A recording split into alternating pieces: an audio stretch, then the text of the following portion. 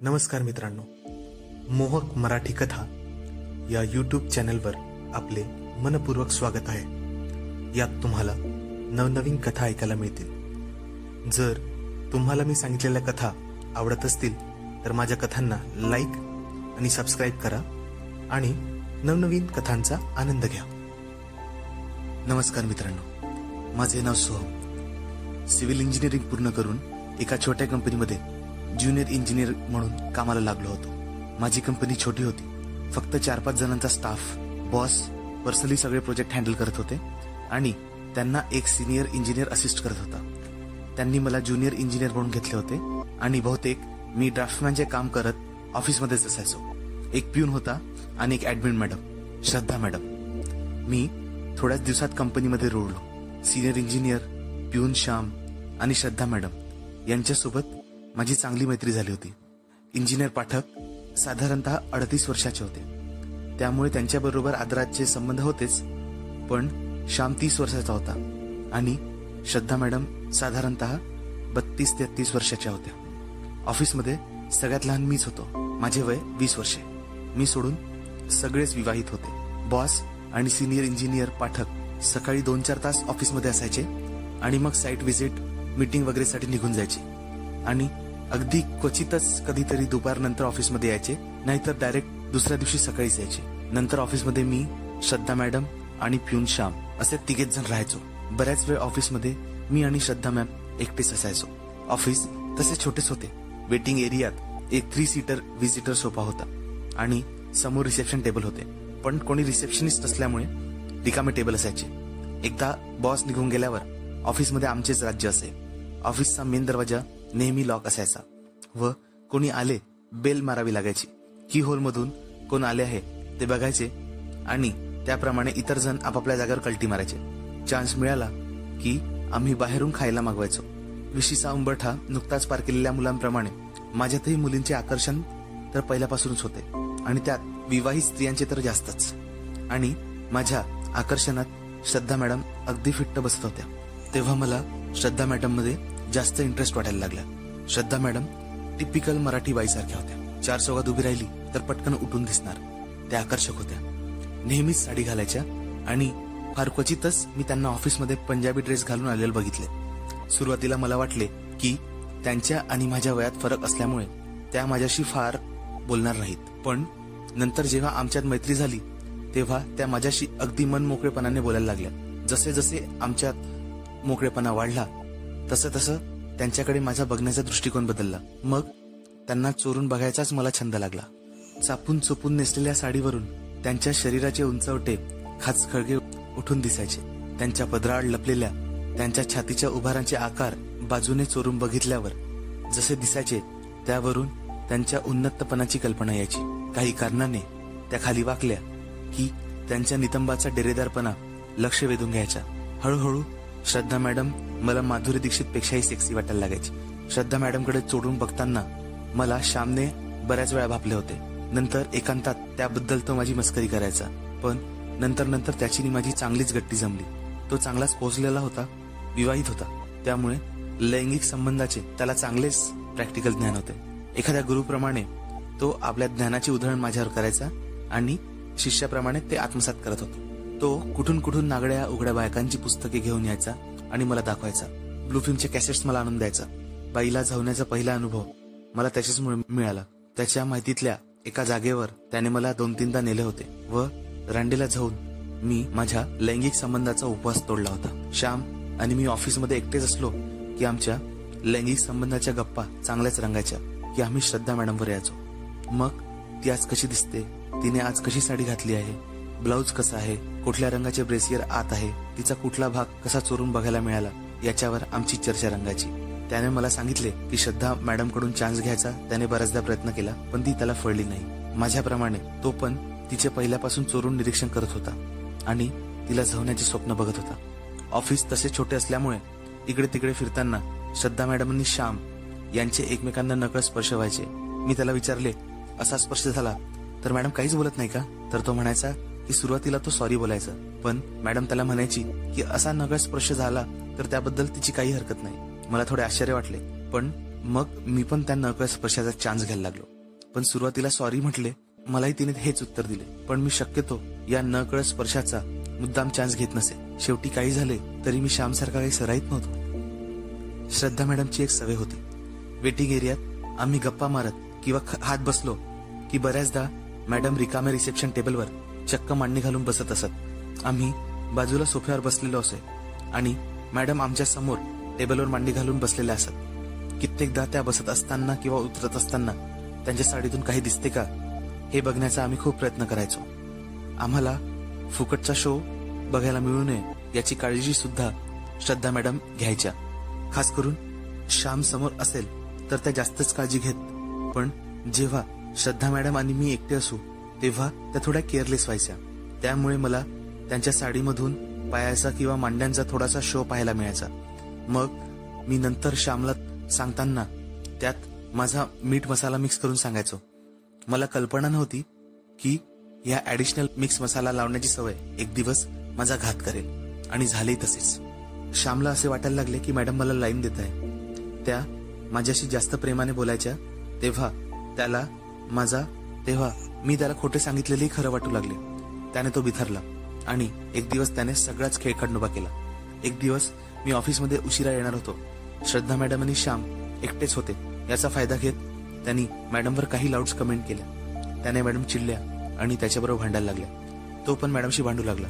तेव्हा त्याने मॅडमला माझ्या मीठ मसाल्याच्या सगळ्या गोष्टी सांगितल्या. मॅडमला ते ऐकून धक्काच बसला आणि त्या आणखी चिडल्या. अर्थात त्यांनी सगळ्या गोष्टी नाकारल्या आणि मी आलो की मला जॉब विचारणार म्हणून सांगितले. मला काय घडले याची कल्पना नव्हती. मी दुसऱ्या दिवशी ऑफिसमध्ये आलो. मी आल्यावर श्यामने काही कामाचे निमित्त सांगून बाहेर कल्टी मारली आणि मी नेहमीसारखा मॅडमशी गोड बोलायला लागलो तर मॅडम माझ्यावरच बरसल्या. सागर, मला वाटले नव्हते तू माझ्याबद्दल असा काही बोलत असशील म्हणून. मी तुला काय समजत होते आणि तू काय निघालास. माझ्याबद्दल तुझ्या मनात इतके घाणेरडे विचार असतील याची मी कधीच कल्पना केली नव्हती. त्यांचे बोलणे ऐकून मी चपापलो आणि त्यांना विचारले, काय झाले मॅडम, तुम्ही काय बोलताय मला काहीच कळत नाही. त्यांनी मग श्यामनी सांगितलेल्या सगळ्या गोष्टी मला सांगितल्या. त्यांचे बोलणे ऐकून मी स्तब्धच झालो. मला काय बोलावे कळत नव्हते. आणि काय रे, मी टेबलवर मांडी घालून बसते तर तुला काय माझ्या साडीतले दाखवते. तू श्यामला काय सांगितले, त्या फनकाराने म्हणाल्या. तेव्हा मला कळले त्या कशाबद्दल बोलताय. मी श्यामला खोटेच बोललो होतो. मी मॅडम एकटेच असताना त्या जेव्हा टेबलवर मांडी घालून बसतात तेव्हा पण आतील पॅन्टीजही दिसते असे मी त्याला सांगितले होते. चॉकलेटी रंगाची तर कधी निळ्या रंगाची पॅन्टी घालतात ते. आता माझे बिंग बाहेर आले म्हणून मी घाबरलो. श्यामने काशीच केली होती. आता मला माझा बचाव करायला हवा होता. मॅडम, मी तुमच्याबद्दल असे काहीच बोललो नाही. श्यामने तुम्हाला जे काही सांगितले ते सगळे खोटे आहे. मग श्यामने मला असे काय सांगितले, त्याला मला बदनाम करायचे असेल. तुम्ही माझ्याशी एवढ्या सलगीने वागता त्याची त्याला जेलसी होत असेल म्हणून आपले संबंध बिघडवावे असे त्याला वाटत असेल. पण तू जे आता बोलतोस ते खरे आहे मी कसे मानू. तू पण खोटेच बोलत असावा ना. मॅडम, जर तो खरा असता तर तो इथे थांबला असता ना. आणि मी आल्यावर बाहेर का निघून गेला. मी लगेच खरे खोटे करेल म्हणून तो बाहेर पळून गेला. पण मग त्याने तुझेच नाव का घेऊन सांगितले काय माहित मॅडम. त्याला येऊ द्या, मी सगळे खरे खोटे करतो असे म्हणत त्यावेळी मी वेळ मारून नेली. मला वाटले नव्हते श्याम माझा असा विश्वासघात करेल. आता श्याम आला की सगळी बाजी मी त्याच्यावरच उलटवणार होतो आणि माझे नशीब जोरार होते. जेव्हा श्याम ऑफिसमध्ये आला तेव्हा एक क्लायंट ऑफिसमध्ये आला होता आणि श्रद्धा मॅडम त्याच्याबरोबर मीटिंग रूम मध्ये होत्या. त्याचा फायदा घेत मी श्यामला पटकन ड्राफ्टिंग सेशन मध्ये घेतले आणि थोडक्यात बऱ्यापैकी झाडले. मग ऑफिसच्या पेटी कॅश मध्ये त्याने केलेल्या एका झोलचे गुपित मला माहित होते. मी ते मॅडम आणि बॉसला सांगेन अशी मी त्याला धमकी दिली आणि कटवले. अर्थात श्याम बेडर होता. माझ्या धमक्यांना घाबरला नव्हता. ज्या बेदारकपणे तो हसत होता त्यावरून मला तर भीती वाटत होती की माझी बाजी माझ्यावरच उलटणार. माझ्या तर गोट्याच कपाळात गेल्या होत्या. क्लायंट गेल्यावर मी श्यामला तिथे बोलवले. मग मॅडम समोर त्याला झाडायला सुरुवात केली आणि त्याला कबूल करायला सांगितले की त्याने मॅडमला खोटे सांगितले आहे. मी तसे काही बोललोच नव्हतो. आश्चर्यकारकपणे त्याने ते कबूल केले. त्याने मॅडमला सांगितले की तो खोटे बोलला. त्याने इतक्या सहजासहजी ते कबूल केले हे पाहून मी अवाकाच झालो. पण मी ते भासू दिले नाही व माझी बाजू क्लिअर केली. मॅडम पुढे त्याला काही बोलल्या नाही पण त्या चांगल्याच वैतागल्या. प्रकरण तर तिथेच संपले. पण त्याने ऑफिसमधले मोकळे वातावरण गढूळ करून टाकले. त्या प्रकरणानंतर सगळ्यांचेच एकमेकांशी वागणे बदलले. जो तो आपापल्या कामात मग्न राहू लागला. आणि त्यानंतर अजून एक घटना घडली. श्यामचे बॉस बरोबर पगार वाढवण्यासाठी भांडण झाले त्याने तडकाफडकी राजीनामा दिला. बॉसने त्याला थांबवण्याचा प्रयत्न केला नाही. श्याम कंपनी सोडून गेला आणि आमच्या ऑफिसचा एक अध्याय संपला. मग श्यामच्या जागी नवीन मुलं पिऊन म्हणून येऊ लागली आणि जाऊ लागली. त्या प्रकरणानंतर श्रद्धा मॅडम माझ्याशी बोलत नव्हत्या आणि बोलल्या तरी फक्त कामासंबंधीच बोलायच्या. जरी मॅडम माझ्याशी बोलत नव्हत्या तरी माझ्या डोक्यात त्यांचाच विचार सतत असायचा. माझ्या मनात त्यांच्याबद्दल लैंगिक भावना आधीपासून तर होत्याच, पण या काळात त्या जास्त उफळून यायला लागल्या. त्यांचे माझे लैंगिक संबंध आहे आणि जेव्हा जेव्हा ही चान्स मिळतो आम्ही जावाजावी करतो असे चित्र माझ्या डोळ्यासमोर उभे राहू लागले. अशा विचाराने माझा लंड उठायचा आणि मी टॉयलेटमध्ये पळून मूठ मारून यायचो. दुपारच्या वेळी चान्स मिळाला की आम्हाला एक डुलकी घ्यायची सवय होती. बाहेर वेटिंगच्या सोफ्यावर कधी आम्ही झोपायचो. श्याम गेल्यानंतर नवीन पिऊन समोर मी आणि श्रद्धा मॅडम कधीच सोफ्यावर झोपलो नाही. पण जर पिऊन बाहेर गेला तर आमच्यापैकी एक जण कोणीतरी सोफ्यावर एक डुलकी घेत असे. पण मला माहित होते की श्रद्धा मॅडम सोफ्यावर झोपल्या तर मला त्यांचे चोरून निरीक्षण करायला मिळेल. दरवाजा लॉक असायचा तेव्हा कोणी आले तर बेल वाजवायचे. त्याने मॅडम पटकन उठायच्या आणि आत पळायच्या. मग मी दरवाजा उघडायचो. अर्थात मॅडम सोफ्यावर झोपलेल्या असल्या की पदर वगैरे व्यवस्थितच घेऊन झोपायच्या, पण तरीही त्यांना तसे झोपताना पाहून मला फार मजा वाटायची. मी दुरून त्यांना न्हाळत असे. आणि मग जर पिऊनही बाहेर काही कामासाठी गेला की मी एकटाच ऑफिसमध्ये असायचो. माझी लैंगिक भावना आणि भूक वेगळ्याच पद्धतीने शमवण्यासाठी मी या एकटेपणाचा चांगला फायदा घेत असो. दरवाजा लॉक करून मी तडक श्रद्धा मॅडमच्या टेबलवर जायचो. त्यांची पर्स तिथे असली की मी ती पर्स तपासायचो. माझे नशीब चांगले असेल तर मला त्यांची एखादी पॅन्टी त्याच्यात सापडायची. मला माहित होते की मॅडम पिरियडच्या वेळेमध्ये सॅनिटरी नॅपकिन आणि अशा एक्स्ट्रा पॅन्टीज सोबत घेऊन यायच्या. त्यांची पॅन्टी सापडली की मला असुरी आनंद व्हायचा. मग ती पॅन्टीज घेऊन मी तिथे माझ्या पॅन्ट खाली करायचो आणि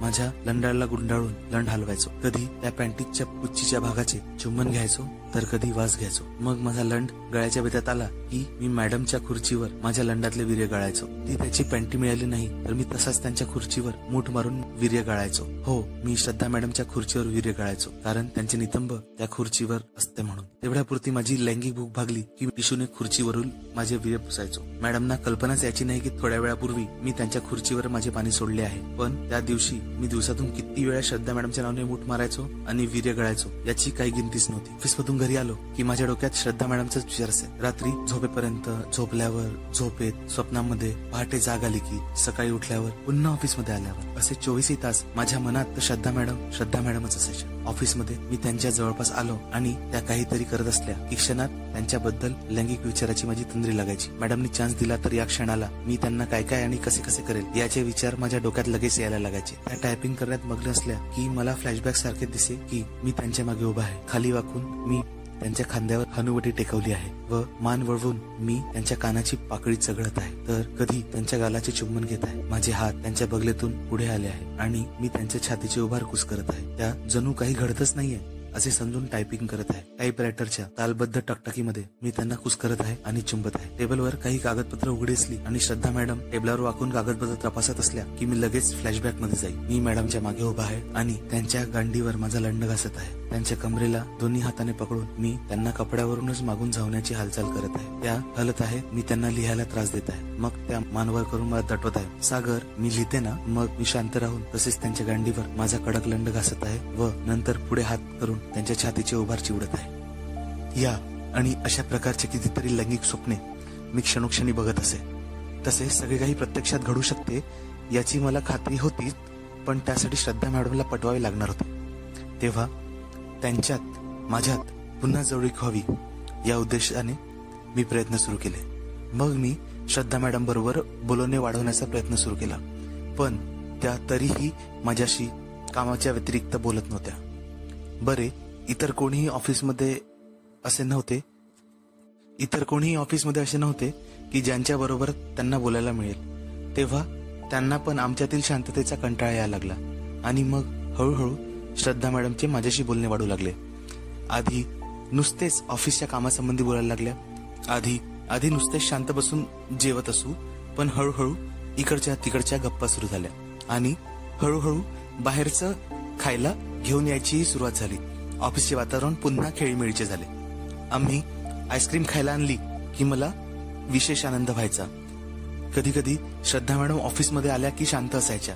त्यांच्या वागण्यावरून कळायचे की त्यांचे काहीतरी बिनसले आहे. मी विचारले की त्या काही नाही म्हणून सांगायच्या. तेव्हा मग मी त्यांना पिच्छाच पुरवायला सुरुवात केली की त्यांना काय झाले आणि त्या इतक्या का शांत राहतात. मी खूपच मागे लागल्यानंतर त्यांनी मला शेवटी सांगितले की त्यांच्या कुटुंबात प्रॉब्लेम आहे. त्यांच्या सासूबरोबर पटत नाही आणि त्यांच्याबरोबर नेहमी भांडणे होतात. त्यांच्या भांडणात त्यांचा नवरा आपल्या आईची बाजू जास्त घेतो आणि नेहमीच मॅडमना दोष देतो. त्यांचा हा प्रॉब्लेम कळल्यामुळे मी त्यांना धीर देऊ लागलो. पुढे मी त्यांना विश्वास दिला की आपल्यात जरी वयाचा फरक असला तरी मैत्रीचे संबंध आहे आणि जिथे मैत्री असते तिथे एकमेकांपासून काहीच लपवले जात नाही.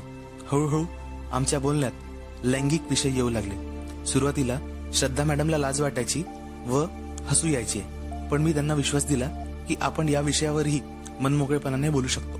मग पुढे पुढे त्या लाजायचे बंद झाल्या आणि माझ्याशी बिनधास्त बोलायला लागल्या आणि जशी आमच्यातल्या लैंगिक विषयाची लाज शरम मिटली तसेच आमचे एकमेकांशी वागणे बोलले सुद्धा अगदी खुलले आणि मनमोकळे झाले. त्यानंतर मला श्रद्धा मॅडमच्या लैंगिक आयुष्याबद्दल बरेच काही कळले. मॅडमचे लग्न बऱ्याच उशिरा म्हणजे वयाच्या 28 वर्ष झाले होते आणि त्यावेळी त्यांचे पती 35 वर्षाचे होते. आता त्या 33 वर्षाच्या आहे आणि त्यांचे पती 40च्या घरात आहेत. लग्नाच्या दुसऱ्याच वर्षी त्यांना मुलगा झाला. आता तो मुलगा 5 वर्षाचा आहे. सुरुवातीला मुलगा 2-3 वर्षाचा होईपर्यंत त्यांचे आणि पतीचे शारीरिक संबंध नियमित होते, पण जसा मुलगा मोठा झाला तसे ते कमी होत गेले आणि मुलगा बरोबर झोपत होता तेव्हा त्यांचा नवरा त्यांच्याशी शारीरिक संबंध ठेवायला टाळायचा. त्यांनी जरी पुढाकार घेतला तरी नवरा काहीतरी कारणे सांगून टाळटाळ करत असे. मग पुढे पुढे त्या पण शांत राहायला लागल्या आणि असे करता करता 2-2 महिन्यापर्यंत त्यांच्यात शारीरिक संबंध होत नसत. मग हळूहळू आमच्या बोलण्यात लैंगिक विषय सर्रास येऊ लागले. पुढे पुढे तर त्या स्वतःच पहिले कमेंट्स मारायच्या, मग मी त्यांना दुजोरा देत बोलायचं. आता त्या अगदी न लाजता उभार, छाती, नितंब, मांड्या, ब्रा, पॅन्टीज वगैरे वगैरे शब्द वापरायच्या आणि मीही त्यांच्या एवढाच निर्लज्ज बनत ते शब्द वापरून त्यांच्याशी बोलत असे. ते ऐकून माझा लंड नेहमीच टाईट व्हायचा. आता मी हळूहळू श्रद्धा मॅडमची स्तुती करू लागलो. त्या 33 वर्षाच्या आहेत पण 25च्या वाटतात हे मी त्यांना शपथेवर सांगू लागलो. त्यांनी घातलेली साडीची मी स्तुती करू लागलो. ब्लाऊजच्या स्टाईल्सवर त्यांना कमेंट करत असे. त्या किती छान दिसतात आणि एखादा शब्द बोलण्याची त्यांची लकब किती दिलखेचक आहे हे मी त्यांना अगदी प्रेमळ शब्दात सांगू लागलो आणि मी लगेच त्यांना हरभऱ्याच्या झाडावर चढवत असे.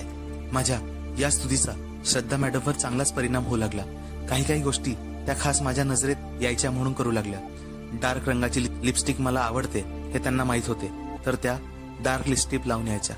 केसांची सिंगल पोनी मला आवडते हे मी त्यांना सांगितले होते, तर त्या अशीच पोनी बांधू लागल्या. एकदा आम्ही असेच बॉसच्या कॅबिन मध्ये बसून गप्पा मारत होतो. बाहेरून जाणाऱ्या येणाऱ्या बायकांबद्दल आम्ही चावट कमेंट्स करत होतो. कुणास ठाऊक पण माझ्या बोलण्यात ब्लू फिल्म हा विषय आला. त्याचे श्रद्धा मॅडमला काही वाटले नाही व आमचे संभाषण पुढे चालूच राहिले. मला थोडे आश्चर्य वाटले की त्यांनी ब्लू फिल्म या शब्दाबद्दल आक्षेप घेतला नाही किंवा त्याबद्दल विचारले नाही. तसे पण आता माझ्याबरोबर त्या एकदम बिंदास बोलत होत्या. या संधीचा मी फायदा घेतला आणि त्यांना विचारले, मॅडम तुम्हाला ब्लू फिल्म हा प्रकार माहिती आहे का? ऑफकोर्स माहिती आहे सागर. श्रद्धा मॅडमनी मला हसून उत्तर दिले.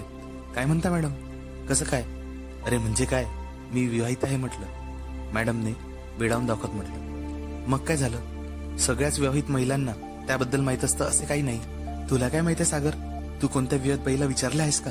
मॅडमने मुश्किलपणे मलाच विचारले. नाही, मी कोणालाही विचारले नाही, पण तसा माझा अंदाज आहे. पण ते जाऊ द्या, तुम्ही तुमचे सांगा, तुम्हाला कसे काय माहित? अरे माझ्या नवऱ्याबरोबर बघितली आहे मी ब्लू फिल्म कित्येकदा. आमचे नुकतेच लग्न झाले होते तेव्हा सासू सासरे कुठे बाहेर गेले की माझा नवरा VCR आणि ब्लू फिल्मची कॅसेट भाड्याने आणायचा.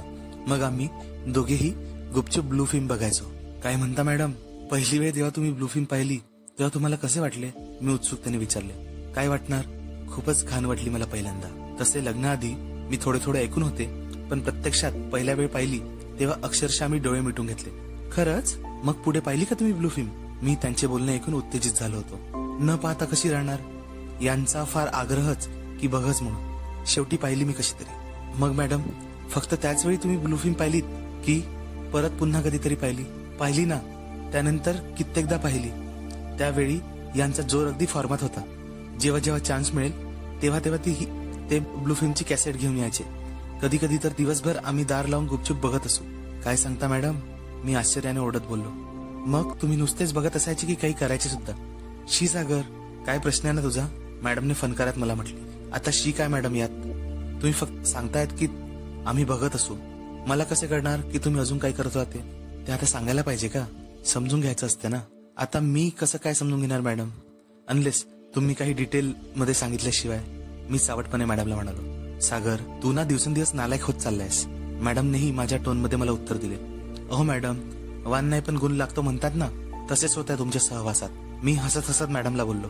शी सागर, म्हणजे मी पण नालायक आहे? जाऊ दे, याच्या पुढे मी तुला काहीच सांगणार नाही, मॅडमने लटक्या रागात म्हटले. अहो मॅडम, रागवू नका. मॅडम, मी मस्करीत म्हणालो. आता मला सांगा, तुम्हाला पण मजा वाटते की नाही अशी चर्चा करायला? मी हसत हसत त्यांना म्हटलो. नालायक, बेशरम, काय सांगू मी तुला?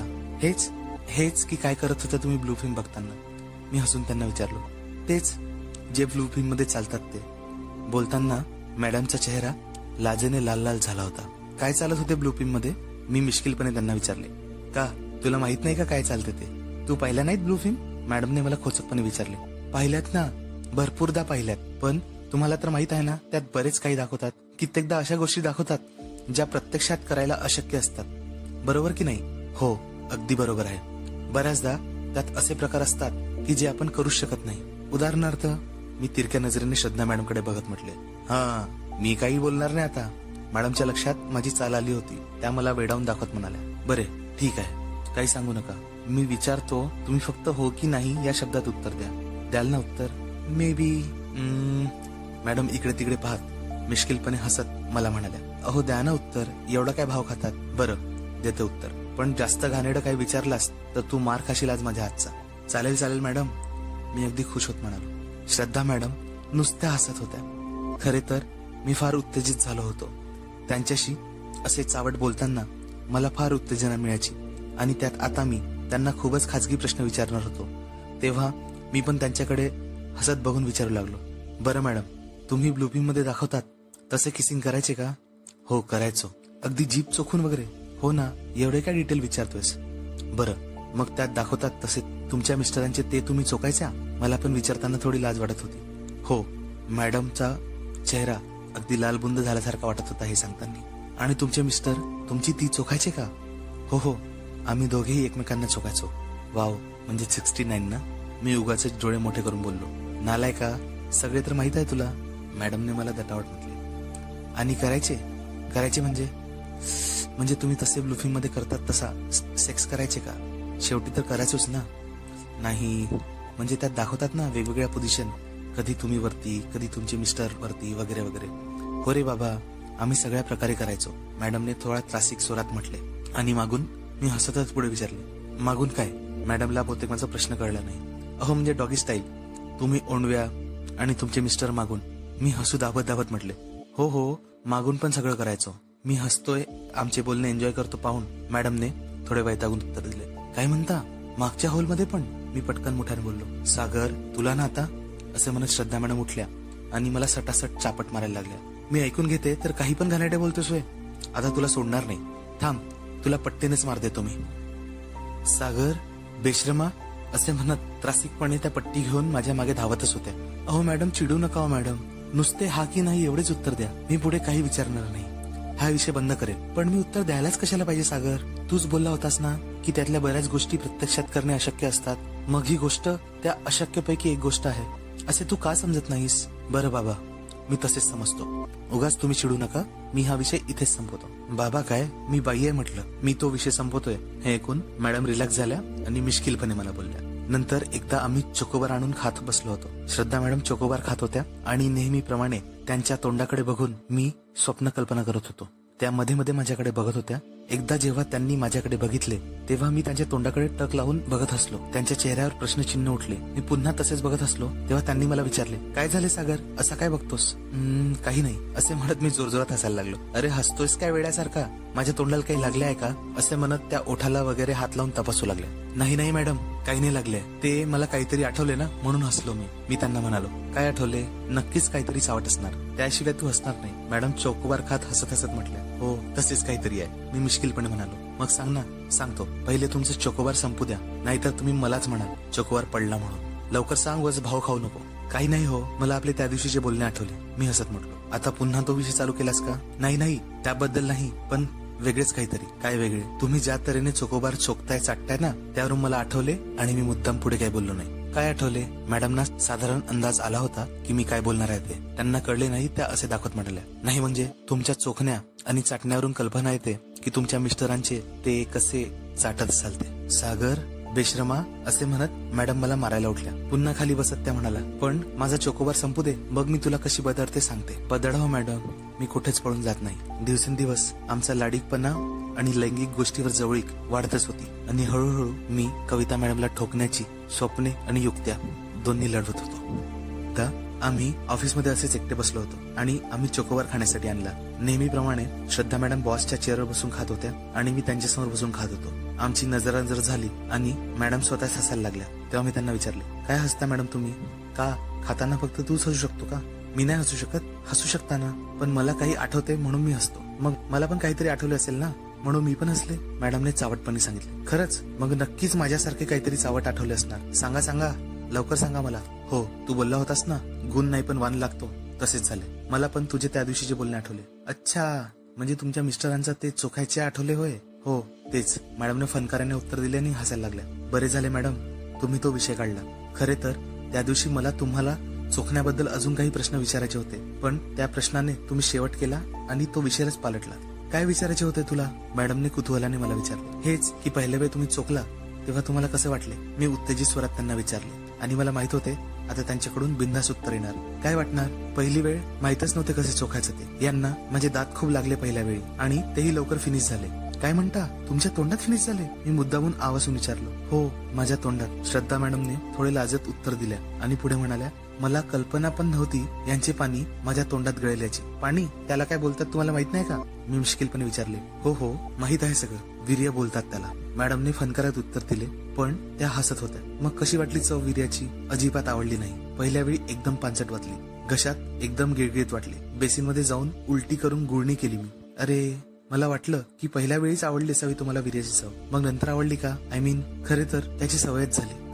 खरे तर त्याला काही चवच नाही. तेव्हा आवडली असे म्हणता येणार नाही, पण पुढे त्याचे काही वाटेनासे झाले. म्हणजे तुमचे मिस्टर रोजच तुमच्या तोंडात फिनिश करत होते? हो, रोज चोखायला सांगायचे, पण रोज तोंडात फिनिश करत नव्हते. थोडे चोखले की त्यांना खाली घालायची घाई असायची. खाली घालायला प्रॉब्लेम असला की मगच ते तोंडात फिनिश व्हायचे. म्हणजे तुमच्या पिरियडच्या वेळेत, राईट? कुठून ज्ञान प्राप्त केले रे एवढे सागर? मॅडमने हसत हसत मला विचारले आणि पुढे म्हणाल्या, हा आता तुम्हा पुरुषाचे काय म्हणा, तुम्हाला या गोष्टीचे ज्ञान सहज मिळते सगळीकडे. तुम्हा पुरुषांना थोडी आम्हा बायकांसारखे रिस्ट्रिक्शन असतात. अगदी बरोबर मॅडम, पुरुषांचे जगच वेगळे असते. आता ब्लू फिल्म बद्दलच तुम्हाला माहितच आहे. असे तुम्हाला चावट कथांच्या पुस्तकाबद्दल पण माहित असावे. शक्यतो अशी पुस्तके हिंदीत असतात. नाही रे, मी कधी नाही अशी पुस्तके वाचली. माझ्याकडे आहेत, मी देईन तुम्हाला वाचायला. तुम्ही कधी नागड्या उघड्या मुलींची कॉमिक्स पाहिली आहे का? छे, काहीतरीच काय. मी कशी काय बघणार असली पुस्तकं? नाही रे, कमाल झाली. ते तुम्हाला ब्लू फिल्म दाखवायचे, मग असली पुस्तके काय नाही दाखवायचे? बरं ठीक आहे, माझ्याकडे आहेत तसली पुस्तक, मी दाखवेन तुम्हाला. काय काय आहे सागर तुझ्याकडे दाखवण्यासारखे? मॅडमने मुश्किलपणे मला विचारले. बरंच काही, तुम्ही फक्त सांगा, मी तयार आहे दाखवायला.